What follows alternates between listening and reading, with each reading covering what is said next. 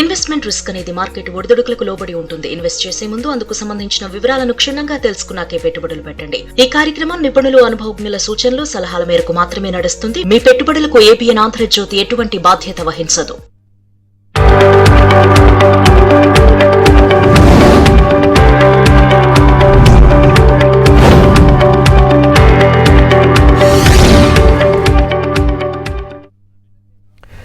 నమస్తే, welcome to ABN business news. ఇక దేశీయ స్టాక్ మార్కెట్లు లాభాల్లో కొనసాగుతున్నాయి. సెన్సెక్స్, నిఫ్టీ లాభాల్లో ట్రేడ్ అవుతున్నాయి. HUL, Asian paints, Adani enterprises షేర్లు లాభాల్లో ఉండగా tech Mahindra, HCL tech, TCS, TMPV షేర్లు నష్టాల్లో కొనసాగుతున్నాయి. ప్రజెంట్ నిఫ్టీ 50 24,025 దగ్గర ఉంది, 160 పాయింట్ల లాభంతో. బీఎస్సీ సెన్సెక్స్ 77,005 పాయింట్ల దగ్గర ఉంది, 523 పాయింట్ల లాభంతో ఉంది. నిఫ్టీ 500 23,122 దగ్గర ఉంది, 126 పాయింట్ల లాభంతో కనిపిస్తోంది. బ్యాంక్ నిఫ్టీ కూడా దాదాపుగా 415 పాయింట్ల లాభంతో 57,956 దగ్గర కొనసాగుతోంది. ఐటీ మాత్రం 25,839 అంటే 460 పాయింట్ల నష్టంతో కనిపిస్తోంది. ఐటీ ఒక్కటి మాత్రం, మిగతావన్నీ కూడా లాభాల్లో కనిపిస్తూ ఉన్నాయి. సో ఈరోజు మార్కెట్కి సంబంధించి మీకు ఏదైనా డౌట్ ఉంటే స్క్రీన్ పైన కనిపిస్తున్న నంబర్కి కాల్ చేయొచ్చు, లేదంటే కామెంట్ రూపంలో కూడా మీ డౌట్ని రాస్తే మనతో పాటు డాక్టర్ జీవి రావు గారు ఉన్నారు, ఎకనామిస్ట్, సుప్రీంకోర్టు అడ్వకేట్. వారిని అడిగి మీ సందేహాలు నివృత్తి చేసే ప్రయత్నం చేస్తాను. ముందుగా వారితో మాట్లాడతాం. సార్ నమస్కారం. నమస్తే సార్, ఈరోజు నిఫ్టీ కావచ్చు, బ్యాంక్ నిఫ్టీ పాజిటివ్గా ట్రేడ్ అవుతున్నాయి, మంచి లాభాల్లో కనిపిస్తాయి, ముందుకెళ్తా ఉన్నాయి. ఏంటి సార్ అసలు దీనికి కొన్ని ముఖ్యమైన కారణాలు కనుక మనం చూస్తానండి. మొట్టమొదటిగా స్ట్రాంగ్ డొమెస్టిక్ ఎర్నింగ్స్. అంటే మనం ఇప్పుడు ఇక్కడ గమనించాల్సింది ఏంటంటే మహీంద్రా అండ్ మహీంద్రా లాంటి పెద్ద కంపెనీ ఆటోమొబైల్ సెక్టార్లో 37% జంప్ చూపించింది ఎర్నింగ్స్లో. అలాగే మనం ఇక్కడ ఎఫ్ఎంసీజీ సెక్టార్ విషయం చూసిన, ఇంకా ఇతర రంగాల్లో గనక పరిశీలిస్తే మీడియా సెక్టారు, ఇవన్నీ కూడా చాలా మంచి పనితీరును కనపరిచి అద్భుతమైన ఫలితాలని అందించడంతో ఇది మార్కెట్కి ఒక ఉత్సాహాన్ని ఇచ్చాయి. దీంతో పాటుగా గ్లోబల్గా కూడా ఆయిల్ ప్రైసెస్లో తగ్గుదల అనేటువంటిది మార్కెట్లో ఉత్సాహాన్ని నింపింది. ఎప్పుడైతే ఆయిల్ ప్రైసెస్ డౌన్ఫాల్ ఉంటుందో ఆ యొక్క డౌన్ఫాల్ వల్ల టోటల్గా మన ఎకానమీకే ఎంతో మేలు. ఎందుకంటే మనం ఎక్కువగా ఇంపోర్ట్ మీద ఆధారపడటం వల్ల మన యొక్క ఫారిన్ ఎక్స్చేంజ్ అవుట్ఫ్లో అనేది తగ్గుతుంది. ఇదంతా కూడా మన ఇండియన్ ఎకానమీకి, మన స్టాక్ మార్కెట్లకి కూడా ఎంతో పాజిటివ్ అని చెప్పొచ్చు. వీటికి తోడుగా మనకి ఇక్కడ మరోవైపు బంగారం ధరల్లో తగ్గుదల రావటము, ఇవన్నీ కూడా మార్కెట్కి చాలా పాజిటివ్గా పరిణమించాయని చెప్పొచ్చు. ఈ కారణాలతో ఇవాళ మనం నిఫ్టీలో 24,000 మార్కును దాటుతూనే చూసాం. అయితే క్లోజింగ్ లెవెల్లో కూడా ఈ 24,000 అబోవ్ కనుక మార్కెట్లో క్లోజ్ అయితే ఈ ట్రెండ్ మరికొద్ది రోజులు కంటిన్యూ అయ్యేటువంటి అవకాశం ఉంటుంది. ప్రధానంగా గమనించాల్సినటువంటి లెవెల్స్ డౌన్ సైడ్లో 23,800, అప్ సైడ్లో 24,200. రైట్ సార్, కరీంనగర్ నుంచి కిషన్ గారు ఉన్నారు. కిషన్ గారు నమస్కారం. రావు గారు నమస్కారం. నమస్తే అండి. 2 స్టాక్స్ సార్, ఇది సిజీ పవర్, ఇంకొకటి టీవీఎస్ మోటార్స్. ఫ్రెష్ గా ఏ రేట్ లో తీసుకోవచ్చు సార్? ముందుగా సీజీ పవర్ విషయానికి వస్తే సీజీ పవర్ని కరెంట్ రేట్లో కూడా మీరు బై చేయటం అనేటువంటిది స్టార్ట్ చేసుకోవచ్చు అండి. అయితే నేను జనరల్గా ఒక విన్నపం ఏంటంటే ఎక్కువ మంది శ్రోతల యొక్క మంచి క్షేమం దృష్ట్యా వీలైనంత వరకు కూడా సేమ్ క్వశ్చన్స్ రిపీట్ చేయకుండా మీరు మీ యొక్క సందేహాలు అడిగేటప్పుడు కొత్త విషయాలు ఏమైనా ఉంటే దానిలో తెలుసుకునే ప్రయత్నాలు చేస్తుంటే బాగుంటుంది. ఎందుకంటే మన సీజీ పవర్, తర్వాత టీవీఎస్ మోటార్, వీటి గురించి చాలాసార్లు మనం మాట్లాడుకోవడం జరిగింది. రెండు కూడా ఫండమెంటల్గా స్ట్రాంగ్ కంపెనీసే. వీటిల్లో ఏదో ఒక రేట్లో లాంగ్కి ఎంటర్ అవటం అని కాకుండా సిస్టమాటిక్ ఇన్వెస్ట్మెంట్ పత్తులు ఈ 2 షేర్లను కూడా ఎంటర్ కావచ్చు అండి. రైట్ సార్, అట్లాగే ఇప్పుడు మనం అన్ని కూడా లాభాల్లో కనిపించిన ఈ ఐటీ ఎందుకు సార్ ఆశించిన మేరకు ముందుకెళ్ళట్లేదు? గత 2-3 రోజులుగా మనం చూసినా కానీ ఐటీ మాత్రం ఎందుకు డౌన్లో ఉంటుంది? నిజానికంటే ఐటీ సెక్టార్ విషయాన్ని చూస్తే కేవలం ఈ 2-3 రోజులుగానే కాదు, మనం లాస్ట్ 1 ఇయర్గా ఐటీ మేజర్స్ టాప్ ప్రైస్ నుంచి కనీసం ఒక 50% వరకు కూడా ఫాలో అయ్యాయని చెప్పచ్చు. ఇవి ఒక విధంగా చెప్పాలంటే లాస్ట్ 5 ఇయర్స్లో ఇది ఎప్పుడు చూడనటువంటి స్టీప్ ఫాల్ అనే చెప్పాలి. ముఖ్యంగా ఐటీ మేజర్స్ అయినటువంటి టీసీఎస్, ఇన్ఫోసిస్, విప్రో ఇవన్నీ కూడా చాలా దారుణంగా పడటం జరిగింది. అయితే వీటిలో కారణాలను కనుక మనం అన్వేషిస్తే ముందుగా ఈ యొక్క సెక్టార్ గైడెన్స్ కూడా ఆశించిన స్థాయిలో లేకపోవటము, తర్వాత అలాగే ఏ భయాలు అలాగే ఉండటము, ఇవన్నీ మనం చూస్తుంటే రానున్న రోజుల్లో కూడా ఈ యొక్క సెక్టార్లో అనూహ్యమైనటువంటి పెరుగుదల అయితే రావటం కష్టం అవ్వచ్చు. కాకపోతే ఇంత డౌన్లో ఎవరైతే ఇన్వెస్ట్ చేస్తారో వాళ్ళకి మినిమం రిటర్న్స్ మాత్రం ఇబ్బంది ఉండదు. కానీ బట్ ఐటీ సెక్టార్లో అవుట్ పర్ఫార్మెన్స్ అయితే ఈ ఏడాది కూడా మనం చూడటం కష్టమేనని చెప్పొచ్చు అండి. రైట్ సార్, కొన్ని కామెంట్స్ ఉన్నాయి, ముందు కాల్స్ కూడా ఉన్నాయి. నారాయణ గారు ఉన్నారు హైదరాబాద్ నుంచి. నారాయణ గారు నమస్కారం. సార్ నమస్తే సార్. మీ డౌట్ అడగండి. జీవి రావు గారు ఉన్నారు. సార్ కరెంట్ రేట్ లో వాటెక్, వబాగు, హెచ్డిఎఫ్సి బ్యాంక్ రెండు ఫ్రెష్ ఎంట్రీ తీసుకోవచ్చా? అవి రెండు కూడా డెఫినెట్గా మీరు ఫ్రెష్ ఎంట్రీ తీసుకోవచ్చండి. VA Tech, Wabag in fact one of the highly outperforming stock. మనకి ఏ స్టేజ్లోనూ కూడా ఇది మార్కెట్ యొక్క అంచనాలని డిసప్పాయింట్ చేయనటువంటి స్టాక్. అలాగే హెచ్డిఎఫ్సి బ్యాంకు చాలా కాలం డౌన్ ట్రెండ్ తర్వాత ఇప్పుడే మళ్ళీ మనం రైజింగ్ టెండెన్సీ అనేది చూడటం జరుగుతుంది.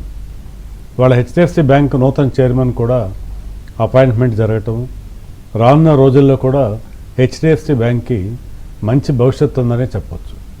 వీటన్నిటి దృష్ట్యా ఈ రెండు షేర్లు కూడా మీరు లాంగ్ టర్మ్ ఇన్వెస్ట్మెంట్ ప్రాతిపదిక మీద డెఫినెట్గా ఫ్రెష్ ఎంట్రీ తీసుకోవచ్చండి. రైట్ సార్, కొన్ని కామెంట్స్ ఉన్నాయి. శ్రీనివాసరావు గారు అడుగుతున్నారు, ఈ షార్ట్ టర్మ్ కోసం ఒకటి అఫిలియేట్ ఏఎఫ్ఎఫ్ఎల్ఈ, తర్వాత టీసీఎస్, తర్వాత ట్రెంట్, ఈ మూడు ఎలా ఉంటుంది? షార్ట్ టర్మ్ కోసం టీసీఎస్ స్ట్రిక్ట్లీ అవాయిడ్ చేయండి. అలాగే పోతే ట్రెంట్, యాపిల్ ఈ రెండు కూడా మీరు షార్ట్ టర్మ్ కూడా స్టాప్ లాస్లు పెట్టుకుని బై చేయొచ్చండి.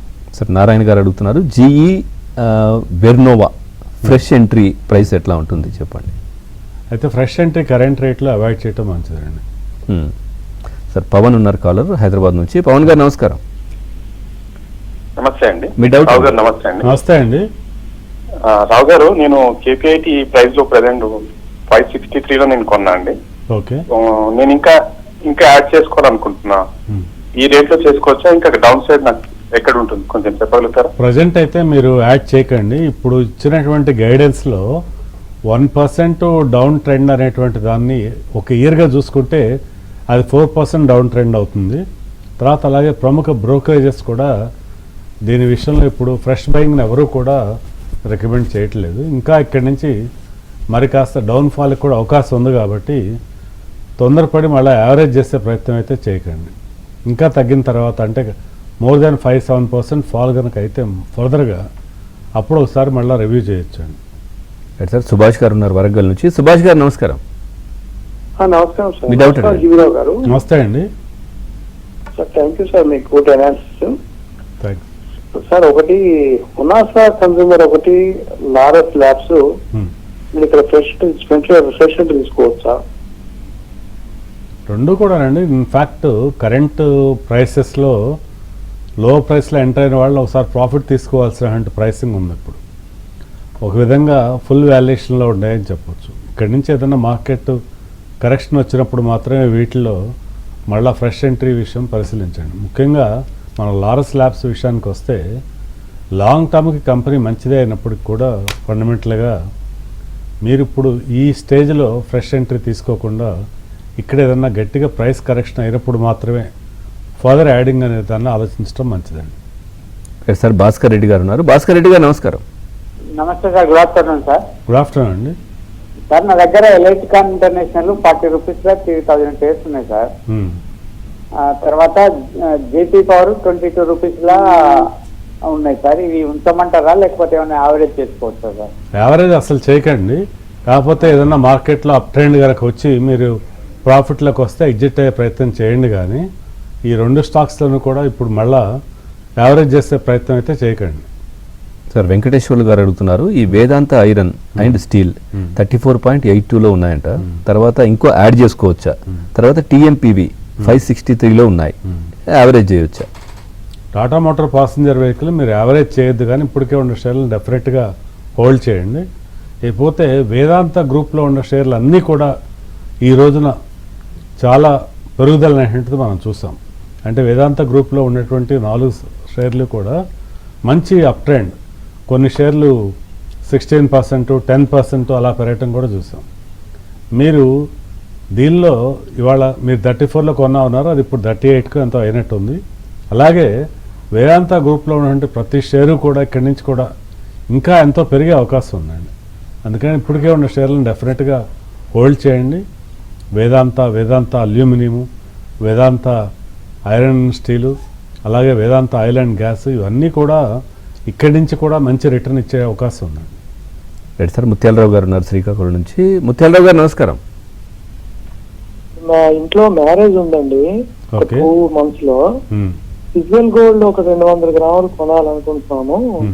ఈ ఫెడ్ రిజర్వ్ రేట్లు ఏవో బ్యాంక్ ఫిక్స్డ్ రేట్లు ఏవో పెరిగితే బంగారం తగ్గుతుంది అంటున్నారు. వెయిట్ చేస్తున్నాం సార్, అందువల్ల సలహా ఇస్తే ఎప్పుడు కొనమంటే అప్పుడు కొంటాం సార్. అయితేనండి మీకు జూలై 28వ తారీఖు ఫెడ్ రిజర్వ్ వడ్డీ రేట్ల గురించి నిర్ణయం వస్తుంది. ఒకవేళ అంటే ఇప్పుడు ఇక్కడ రిస్క్ ఎలా ఉంటుందంటే, అక్కడ ఫెడ్ రిజర్వ్ వడ్డీ రేట్లు కనుక పెరిగితే బంగారం రేట్లు మరి కాస్త తగ్గే అవకాశం ఉంటుంది. అట్లాగే ఫెడ్ రిజర్వ్ కనుక వడ్డీ రేట్లను పెంచకపోయినా, స్టేబుల్గా ఉంచినా లేకపోతే తగ్గించినా బంగారం ధరలు విపరీతంగా పెరిగే అవకాశం కూడా ఉంటుంది. సో ఆ రెండింటినీ మీరు దృష్టిలో ఉంచుకొని ఒక 200 గ్రాముల బంగారం కొనాలి అనుకుంటే 4 దఫాలుగా తడవకి 50 గ్రాముల చొప్పున మీరు కొనటం స్టార్ట్ చేయటమే మంచిదండి ఇప్పటి నుంచి కూడా. తర్వాత సార్, ఈ బ్యాంకింగ్ తర్వాత ఫైనాన్షియల్ సర్వీసెస్ రానున్న రోజుల్లో ఎట్లా ఉండబోతుంది? ఈ banking sector, financial service sector కూడా కమింగ్ 1-2 years కూడా చాలా మంచి పనితీరు కనపరిచే అవకాశం ఉందండి. ముఖ్యంగా మనం మీడియం సైజు బ్యాంక్స్ ఇవన్నీ కూడా చాలా అవుట్ పర్ఫార్మెన్స్కి అవకాశం ఉంది. కాబట్టి బ్యాంకింగ్ సెక్టార్లో ఉండాలనుకుంటే టాప్ లీడర్స్తో కాకుండా మనం second level mid cap banking సెక్టార్లో ఉన్న స్టాక్స్ వైపు ఫోకస్ చేస్తే మంచి రిటర్న్ వచ్చే అవకాశం ఉంటుంది. ఉదాహరణ కరూర్ వైశ్య బ్యాంక్ లాంటి షేర్లలో పెట్టుబడులు పెడితే 1 yearలో కూడా మంచి రిటర్న్ అందేటువంటి అవకాశం ఉంది. అలాగే ఫైనాన్షియల్ సర్వీసెస్ కూడా రానున్న రోజుల్లో మంచి పనితీరు కనపరిచే అవకాశం ఉందండి. రైట్ సార్, రామకృష్ణ ఉన్నారు హైదరాబాద్ నుంచి. రామకృష్ణ గారు నమస్కారం.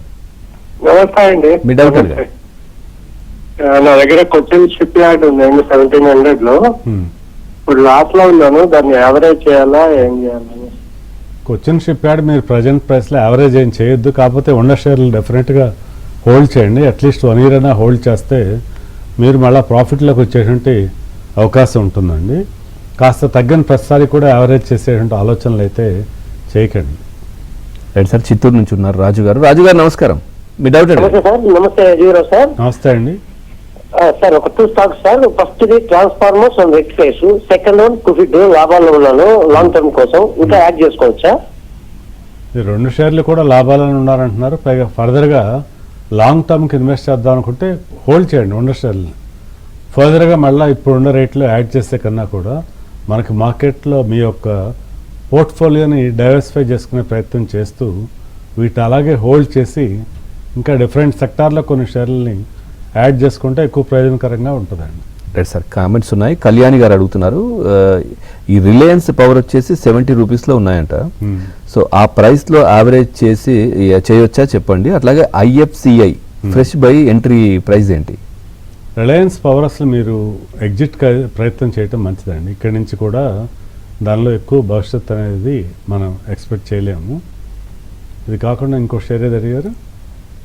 IFCI డెఫినెట్గా ఫ్రెష్ బయింగ్ కూడా చేయొచ్చండి. కరెంట్ రేట్లో కూడా మీరు అది లాంగ్ టర్మ్ ఆలోచన ఉంటే, అంటే మరీ ఎక్కువ కాకపోయినా ఒక 2 సంవత్సరాల వ్యవధి కోసం కనుక హోల్డ్ చేయాలనుకుంటే IFCI మంచి రిటర్న్ ఇచ్చే అవకాశం ఉందండి. కరెంట్ రేట్లో కూడా కొనవచ్చు. అంటే మార్కెట్లో అయితే లాభాల్లో కనిపిస్తున్నాయి ఐటీ మినహా. మనతో పాటు జీవి రావు గారు ఉన్నారు. సార్ మీతో మాట్లాడడానికి హనుమాన్ సింగ్ ఉన్నారు ఖమ్మం నుంచి. హనుమాన్ సింగ్ గారు నమస్కారం. మీ డౌట్ అడగండి. సార్ నమస్కారం సార్. నమస్కారం అండి. జీవరావు గారు. చెప్పండి సార్ నా దగ్గర ఈఏడి ప్యారీ ఒకటి, బలరాంపూర్ చీని ఉంది సార్. ఈఏడి ప్యారీ 20% లాస్ ఉంది, బలరాంపూర్ చీని 10% ప్రాఫిట్ ఉంది. ఇది ఈఏడి ప్యారీ ఇంకా యావరేజ్ చేసుకొని యావరేజ్ చేసుకోమంటారా? బలరాంపూర్ చీని అమ్మేయమంటారా, ఉంచుకోమంటారా? ఈఏడి ప్యారీ మీరు ఇప్పుడు యావరేజ్ చేయాలనుకుంటే కరెంట్ ప్రైస్లో కూడా ఏం యావరేజ్ చేయొద్దండి.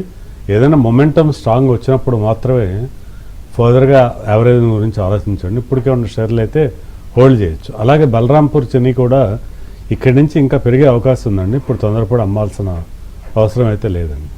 రైట్ సార్, తెనాలి నుంచి సాయి శంకర్ గారు ఉన్నారు. శంకర్ గారు నమస్కారం. మీ డౌట్ అడగండి.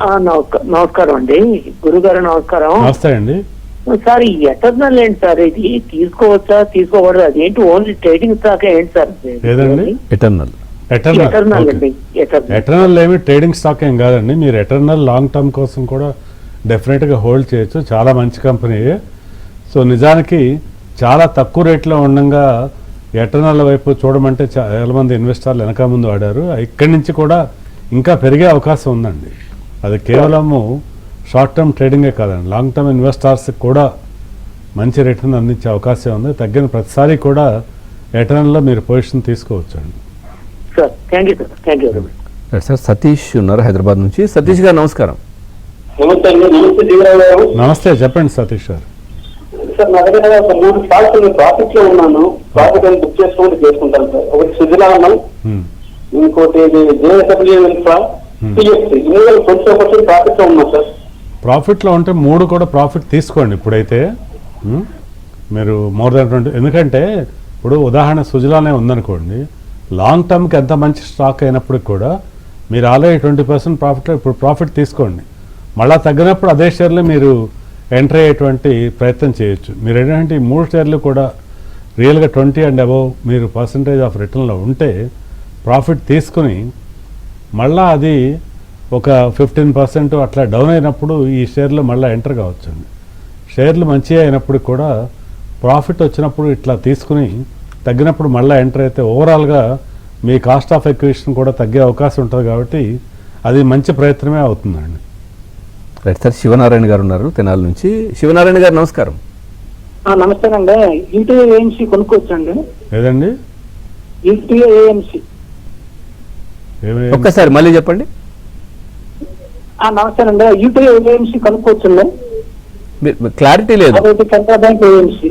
క్లారిటీ లేదు. కెనరా బ్యాంక్ ఏఎంసీ అనేది అర్థమవుతుంది. ఇప్పుడు మామూలుగా ఏదైనా ఏఎంసీ స్టాక్స్ ఇప్పుడు మార్కెట్ కనుక ఇంకా కరెక్షన్కి అవకాశాలు ఉండేమో చూసుకోవాలండి. ఇప్పుడు తొందరపడిపోయి ఏఎంసీ స్టాక్స్లో ఎంటర్ అయ్యే కన్నా కూడా మార్కెట్ 24,200 అబోవ్ కనుక నిలదొక్కుంటే ఆ టైంలో ఏఎంసీ స్టాక్లో ఎంటర్ అయితే మీకు కొంచెం ఎక్కువ ప్రయోజనకరం ఉండే అవకాశం ఉంది. Right sir. లక్ష్మి గారు ఉన్నారు హైదరాబాద్ నుంచి. లక్ష్మి గారు నమస్కారం. నమస్కారం అండి రావు గారండి. నమస్తే అండి. ఇన్ఫోసిస్ ఈ రేట్ లో కొనుక్కోవచ్చా అండి? ఇన్ఫోసిస్ ఒకటి. ఇన్ఫోసిస్ మీరు మినిమం 1 year హోల్డింగ్ ఆలోచన ఉంటే కరెంట్ రేట్లో కొనొచ్చండి. 1000 రూపీస్ లెస్ దాన్ 1000 రూపీస్లో 1 year హోల్డింగ్ కోసం మీరు టార్గెట్ ప్రైస్ కూడా పెట్టుకుంటూ స్టాప్ లాస్ తోటే హోల్డ్ చేస్తే ఇన్ఫోసిస్లో మీకు ఏ ఇబ్బంది ఉండదండి. Right sir. విజయవాడ నుంచి హర్ష గారు ఉన్నారు. హర్ష గారు మీ డౌట్ అడగండి. హాయ్ అండి. నమస్తే జీవీరావు గారు. నమస్తే అండి. ఈ ఐటీ స్టాక్స్ లో LTM, Mindtree, TCS, Infosys, HCl tech, persistent ఈ 4-5 35 to 40% లాస్ లో ఉన్నాను. అవి హోల్డ్ చేయమంటారా లేకపోతే యావరేజ్ చేయమంటారా లేకపోతే ఎగ్జిట్ అవ్వకూడదులేండి? అది వచ్చి ఇవన్నీ కూడా మీరు హోల్డ్ చేయండి. తర్వాత యావరేజ్ అంటే అండి స్లోగా కొద్ది క్వాంటిటీని మళ్ళీ ఎక్వైర్ చేయటం మొదలు పెట్టచ్చండి. ఎందుకంటే మనం ఎగ్జాక్ట్గా బాటంలోనే కొనగలగటం అనేది ఎవరికి సాధ్యపడదు. కానీ మీరు ఇప్పుడు కరెంట్ ప్రైస్ నుంచి కూడా కొనటం అనేది స్టార్ట్ చేయొచ్చు. ఒకవేళ మీరు ఎంటర్ అయిన ప్రైస్ కనుక ఎక్కువ ఉంటే ఇప్పుడు ఉదాహరణకి 1000 రూపీస్ లేదా లెస్ దాన్ 1000 రూపీస్లో ఇన్ఫోసిస్, బిలో 2000లో టీసీఎస్, ఇవన్నీ కూడా కరెంట్ రేట్లు మీరు అడిగినటువంటి 4-5 కంపెనీలు కూడా కరెంట్ రేట్ల నుంచి కూడా ఎక్వైర్ చేస్తూ స్మాల్ క్వాంటిటీస్ తగ్గిన ప్రతిసారి మరికొన్ని షేర్లు మీరు యాడ్ చేసుకుంటూ వెళ్తే డెఫినెట్గా ప్రయోజనకరంగానే ఉంటుందండి. సార్ అశోక్ కుమార్ గారు ఉన్నారు ప్రొద్దుటూరు నుంచి. అశోక్ కుమార్ గారు నమస్కారం. సార్ జీవీరావు గారికి నమస్కారం. నమస్తే అండి. సార్ హెచ్ఎఫ్సిఎల్, నెట్వర్క్, E2E ఇవన్నీ కొనుక్కోవచ్చు సార్ ఇప్పుడు? అంటే మీరు ఇన్వెస్ట్మెంట్ టైం హారిజన్ కనుక కనీసం ఒక ఏడాది పాటు హోల్డ్ చేయగలిగితే మాత్రం కరెంట్ రేట్లో ఇన్వెస్ట్ చేయొచ్చండి. సార్ కొన్ని కామెంట్స్ ఉన్నాయి. మస్తాన్ రావు గారు అడుగుతున్నాడు, ఈ స్ట్రెంట్స్ ఫార్మా తర్వాత IREDA ఈ ఎంట్రీ లెవెల్స్ చెప్పమని అడుగుతున్నారు లాంగ్ టర్మ్. ఇప్పుడు స్ట్రైడ్స్ ఫార్మా వచ్చేసరికండి మనం 768, 1231 ప్రైస్ రేంజ్ అండి 52 వీక్లో. అంటే లో వచ్చేసి 768 అంటే హై 1231 దాకా ఉంది. ఇప్పుడు మనం ఈ రోజు చూస్తే 1099 అంటే సుమారుగా ఒక 1100 రూపీస్లో కరెంట్ ట్రేడ్ అవుతుంది. ఇక్కడి నుంచి కూడా ఇది కనీసం ఒక 10% అన్న పెరిగేటువంటి అవకాశం ఉందండి ఒక 6 నెలలన్నా హోల్డ్ చేస్తే. సో కరెంట్ రేట్లో కూడా బై చేసి ఒక 6 నెలలన్నా హోల్డ్ చేస్తే ఆ మాత్రం ఒక 10% రిటర్న్కి అయితే అవకాశం ఉందండి ఒక 6 నెలల కాలానికి. అలాగే IREDA విషయానికి వస్తే చాలా కాలంగా అండర్ పర్ఫామ్ చేస్తుంది ఈ స్టాకు. కానీ కరెంట్ రేట్లో అయితే మాత్రం ఫ్రెష్ బయింగ్ అడ్వైజబులేనండి, ఎందుకంటే చాలా లో ప్రైస్లో ఉంది. ఇప్పుడు ఇక్కడి నుంచి ఈ ఇన్వెస్ట్మెంట్లో మీకు కాస్త రీజనబుల్ రిటర్న్కి అవకాశం ఉందండి. రైట్ సార్, సింధు గారు అడుగుతున్నారు, ఈ ప్రజెంట్ రేట్లో టెక్ మహేంద్ర 1 ఇయర్ కోసం బై చేయొచ్చా? డెఫినెట్గా బై చేయొచ్చు అండి. నిజానికి ఐటీ మేజర్స్ అన్నీ కూడా చాలా హిస్టారిక్ లో ప్రైసెస్కి వస్తూ ఉన్నాయి. ఈ సమయంలో డెఫినెట్గా మనం ఫ్రెష్ బయింగ్ ఆలోచించవచ్చు. రైట్. నరసింహారావు గారు అడుగుతున్నారు, ఈ వచ్చేసి KAYNES క్నీస్ 3400లో ఉన్నాయండి సార్, LTI 4200, ఈ ఎగ్జిట్కి అమ్మంటారా ఏంటి, హోల్డా? ఇవి రెండు కూడా హోల్డ్ చేయండి. నిజానికి కరెంట్ రేట్లో ఎగ్జిట్ కావటం ఏమాత్రం కూడా అడ్వైజబుల్ కాదండి. Right sir. అట్లాగే గోల్డ్ గురించి కూడా మనం అడుగుతున్నారు. సో మీరు కూడా ప్రతిసారి చెప్తా ఉంటారు, గోల్డ్ 60,000 ఉన్నప్పటి నుంచి చెప్పారు, ఇప్పుడు దాదాపుగా డబల్ త్రిబుల్ అయిపోయింది. సో ఎట్లా ఉంటుంది సార్, రానున్న రోజుల్లో ఏమైనా తగ్గుతాయా అనేది అందరి ఆలోచన, అట్లా ఉంటుందా? అయితేనండి ఇప్పుడు సుమారుగా 1,40,000 కోట్ చేస్తున్నారు. కానీ మనం ఎవ్వరు ఏ జ్యువెలరీ ఫోన్ చేసి పేపర్లో వచ్చిన ఈ రేటుకి నేను ఒక 100 గ్రాముల గోల్డ్ కొనుక్కుందాం అనుకుంటే ప్రీమియం రేట్ చెప్తున్నారు, దాని మీద ఇంకాస్త ఎక్కువ వేసే చెప్తున్నారు, స్టాక్ అవైలబుల్ కాదంటున్నారు. అంటే దాని యొక్క సంకేతం ఏంటంటే ఇక్కడి నుంచి పెరిగేటువంటి అవకాశాలు ఎక్కువగా ఉన్నాయి, అందుకే హోల్డ్ చేస్తున్నారు, అందుకే వాళ్ళు హోల్డ్ చేస్తున్నారు. అదే కాకుండా మనకి ఎవరికి వాళ్ళు ఫెడరల్ రిజర్వ్లో వడ్డీ రేట్లు ఏదో పెరుగుతాయంట, తర్వాత వెంటనే గోల్డ్ ప్రైస్ అమాంతం పడిపోద్ది అంటే అమాంతం ఏం పడిపోదండి అలా. ఎందుకంటే ఆ న్యూస్ అందరికీ కూడా తెలిసిన న్యూస్, ఇదేదో కొత్తగా మనమేదో కనిపెట్టి చెప్పటం కాదు, ప్రపంచం అంతా తెలిసిన విషయమే. వడ్డీ రేట్లు పెరిగితే ఒక 0.25% పెరగచ్చు, దానివల్ల టెంపరీగా తగ్గితే ఇప్పుడున్న 1,40,000 1,35,000కి రావచ్చు. కానండి ఒక విషయం అందరూ కూడా గమనించాలి, ఈ ఏడాది అంతానికి అంటే ఇప్పుడు మనం జూలైలో ఉన్నాం, ఒక 6 నెలల తర్వాత గోల్డ్ ప్రైస్ని చూస్తే 1,50,000 నుంచి 1,75,000 వరకు కూడా వెళ్ళే అవకాశం ఉంది. అంటే నియర్లీ 20% రిటర్న్కి అవకాశం ఉంది. స్టాక్ మార్కెట్లో కన్నా కూడా ఎక్కువ రిటర్న్ ఇచ్చే అవకాశం గోల్డ్లో ఉంది. దాన్ని దృష్టిలో ఉంచుకొని ఎవరైనా కానీ కుటుంబం వెల్ఫేర్ కోరే వ్యక్తులు కొద్ది గొప్ప వాళ్ళ పోర్ట్ఫోలియోలో 10 to 15% ఖచ్చితంగా గోల్డ్ ఇన్వెస్ట్మెంట్లో పెట్టుకోవాలి. అలాగే సిల్వర్లో కూడా, గోల్డ్ అండ్ సిల్వర్ని మన పోర్ట్ఫోలియోలో కనుక ఉంచుకోలేదు అంటే మన పోర్ట్ఫోలియో అసంపూర్ణమే, మనకి మార్కెట్లో రావాల్సిన రిటర్న్ మనకు రావు. కాబట్టి ఖచ్చితంగా 10 to 15% of total investment in the form of gold and silver పెట్టుకుంటేనే మీకు ఓవరాల్గా మల్టీ అసెట్ క్లాస్ నుంచి వచ్చే రిటర్న్ మీరు అందుకోగలుగుతారు. కాబట్టి అందరూ కూడా వాళ్ళ వాళ్ళ పోర్ట్ఫోలియోలో గోల్డ్ అండ్ సిల్వర్ని కొనడం స్టార్ట్ చేసి ఇప్పటి నుంచి సెప్టెంబర్ వరకు కొనే ప్రయత్నాలు చేయొచ్చు. మీరు డెఫినెట్గా చూసుకోండి, అక్టోబర్ నుంచి కూడా మళ్ళీ వీటిలో ప్రైస్ రైజ్ అనేటువంటిది మనం చూస్తామండి. అంటే చాలామంది కూడా మీరు అంటే కొద్దిమంది 1,00,000 అవుతుందేమో అనే ఆలోచన అట్లుంటుందా? ఉండదు, అది దురాశ అంతే. అది దురాశ, మామూలుగా కక్కుర్తి అంటాం తెలుగులో. మనం ఏంటంటే ఇక్కడి నుంచి అమాంతం ఇంతకు వచ్చేసినప్పుడు నేను కొనేసుకుందాము, దానిలో జాక్పాట్ కొట్టేద్ది అంటే అవి జరిగే పనులు కాదు. ముందు నుంచి 60,000-70,000 ఉన్నప్పటి నుంచి మీరు రెగ్యులర్ గా చెప్తా ఉన్నారు, అప్పుడే కొంచెం అలర్ట్ అయ్యి కాదండి. నేను ఒక విషయం ఏంటంటే బంగారము మామూలుగా 4,000 రూపాయలు ఉన్నప్పటి నుంచి కూడా కొంతమంది నేను చెప్తా అంటే 40 సంవత్సరాల కూడా నా స్టేట్మెంట్ ఒకటే, లాంగ్ టర్మ్కి ఒక కుటుంబాన్ని ప్రేమించే ఏ వ్యక్తి అయినా తన ఇంట్లో బంగారాన్ని కూడా పెట్టుబడిగా పెట్టుకోండి. అది సామాన్యుల దగ్గర నుంచి ఉండేవాళ్ళ వరకు కూడా ఎవరైనా సరే, అంటే కొద్ది మొత్తాన్ని అయినా సరే మనం బంగారంలో కూడా పెట్టుబడులు పెడితేనే లాంగ్ రన్ లో మీకు మంచి గ్రోత్ అనేది మీరు చూడగలుగుతారు. అంటే నేను అన్నది 60,000 అనేది మనం ఇక్కడ మాట్లాడుకున్నది 60,000 నుంచి మాట్లాడింది ఇప్పుడు డబుల్ అయిపోయింది. మనం కొన్ని ప్రోగ్రాంలలో కూడా చెప్పాం 60,000 67,000 నుంచి గోల్డ్ కనీసం 1,00,000 దాటుతుంటేనే చాలా మందికి అది ఆశ్చర్యం అనిపించింది. కరీంనగర్ నుంచి కాలర్ ఉన్నారు సార్, లక్ష్మీనారాయణ గారు. నారాయణ గారు నమస్కారం. నమస్తే. నమస్తే అండి సార్. మీరు జమ్మూ కాశ్మీర్ బ్యాంక్ చెప్పి సార్ 2 సంవత్సరాల కింద 60 రూపాయల కొన్నా, ఇంకొకటి కర్నూలు నేషనల్ బ్యాంక్ కొన్నా సార్ అప్పుడే. ఇది 2 మీరు చెప్పినాయి, ఇప్పుడు అవి ఉంచుకోమంటారా పెరిగినాయి మరి?